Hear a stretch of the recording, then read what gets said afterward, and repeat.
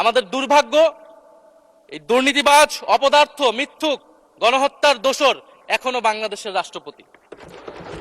একটা আলোচনা কয়েকবার এসেছে যে রাষ্ট্রপতির অধীনে কেন শপথ নিয়েছি আমরা বলতে এখানে ব্যক্তিগতভাবে আমার কথাই বলেছে, কারণ আমি এখানে শপথ নিয়েছিলাম। তো মাননীয় স্পিকার, সেই সময়ের প্রেক্ষাপট আর এখনকার প্রেক্ষাপট কি এক? জুলাই গণ অভ্যুত্থানের পরে, 5ই আগস্টের পরে আমাদের সামনে দুইটা অপশন ছিল। আমরা বলেছিলাম জাতীয় সরকার করতে হবে, সেই জাতীয় সরকারের প্রস্তাব বিএনপি নাকচ করে দিয়েছে। আমাদের সামনে আরেকটা অপশন ছিল ক্ষমতা আর্মির হাতে তুলে দেওয়া।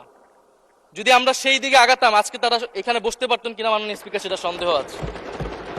দেশের স্বার্থে, দেশের স্থিতিশীলতার স্বার্থে আমরা সেই সময় সরকারে গিয়েছিলাম, আমরা শপথ নিয়েছিলাম। কিন্তু বৈষম্যবিরোধী ছাত্র আন্দোলন খুব স্পষ্টভাবে 2024 সালে কিন্তু এই রাষ্ট্রপতির অপসারণ চেয়েছিল। সেই সময় সাংবিধানিক ধারাবাহিকতার কথা বলে রাষ্ট্রপতির পক্ষে অবস্থান নিয়েছিল বিএনপির মহাসচিব মির্জা ফখরুল আলমগীর সাহেব, তিনি নিজেই কথা বলেছিলেন। ফলে এখন তো একটা নির্বাচিত সরকার মাননীয় স্পিকার, এখন তো চাইলেই বিএনপি রাষ্ট্রপতি পরিবর্তন করতে পারে সরকার, এবং আমরা বিশ্বাস করি বিএনপিতে সেই ধরনের যোগ্য আস্থাভাজন ব্যক্তি নিশ্চয়ই রয়েছেন। এবং সরকার দলের সদস্যরা অনেকে গৌরবের সাথে বলেছেন যে যেই রাষ্ট্রপতি জিয়াউর রহমানের বিরোধিতা করেছেন, সেই রাষ্ট্রপতি এখন জিয়াউর রহমানের প্রশংসা করছে। মাননীয় স্পিকার, গাধাকে দিয়ে আপনি হাল চাষ করিয়ে এটার মধ্যে কোনো বাহাদুরি নাই। এটা আপনাদের দেউলিয়ত্ব, সরকারের দেউলিয়াত্ব যে সরকার এখনো রাষ্ট্রপতি পরিবর্তন করতে পারছে না। মাননীয় স্পিকার, এই অধিবেশনের পুরোটা সময় যদি আমরা সংস্কার, গণভোট, জুলাই সনদ, 72-এর সংবিধান নিয়ে অনেক কথা বলেছি, এবং একটা বিষয় আমার কাছে খুবই অদ্ভুত লেগেছে, কিছু মাননীয় সংসদ সদস্য তারা 72-এর সংবিধানকে 71-এর সাথে মিলিয়েছে। মাননীয় স্পিকার, আমার জানা নেই আসলে তারা কোন বিবেচনা থেকে এটি মিলিয়েছেন। এটা তো সবসময় আওয়ামী লীগ মিলিয়েছে মাননীয় স্পিকার। তারা 72-এর সংবিধানকে 71-এর ফসল হিসেবে 71-এর চেতনার সাথে মিলিয়েছে।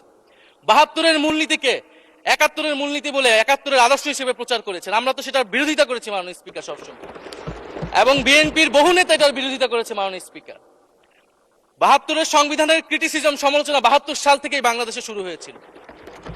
গত 16 বছর এই সমালোচনা তৈরি হয়েছিল। 72-এর সংবিধানের সমালোচনা মোটা দাগে 3টি। প্রথমত, এই সংবিধান স্বাধীন বাংলাদেশের নির্বাচিত প্রতিনিধিরা প্রণয়ন করে নাই। আমি সরকারি দলের মাননীয় সংসদ সদস্য ব্যারিস্টার নওশাদ জমির সাহেবের সাথে, ওনার সাথে আমি সহমত পোষণ করে বলতে চাই, একটা স্বাধীন দেশের শাসনতন্ত্র রচনা করার অধিকার, সুযোগ সেই দেশের নির্বাচিত প্রতিনিধিদের হওয়া উচিত। 72-এর সংবিধান রচনা করেছিল যারা 70-এর নির্বাচনে আইয়ুব খানের এলএফ-এর অধীনে যারা নির্বাচিত হয়েছিল পাকিস্তানের শাসনতন্ত্র রচনা করার জন্য মাননীয় স্পিকার। দ্বিতীয়ত, এই 72-এর সংবিধান ইনহেরেন্টলি এটা একটা আনডেমোক্রেটিক কনস্টিটিউশন। একজন ব্যক্তির হাতে সকল ক্ষমতা অর্পণ করা হয়েছিল মাননীয় স্পিকার। সেই সময় শেখ মুজিবকে সামনে রেখে এই সংবিধান তৈরি করা হয়েছিল। একজন ব্যক্তির হাতে সংসদের ক্ষমতা, নির্বাহী বিভাগের ক্ষমতা, এমনকি বিচার বিভাগের ক্ষমতাও নানা কায়দা করে তার হাতে তুলে দেওয়া হয়েছিল মাননীয় স্পিকার। ফলে স্বৈরতন্ত্রের বীজ কিন্তু সেই 72-এর সংবিধান থেকে বাংলাদেশে শুরু হয়েছিল।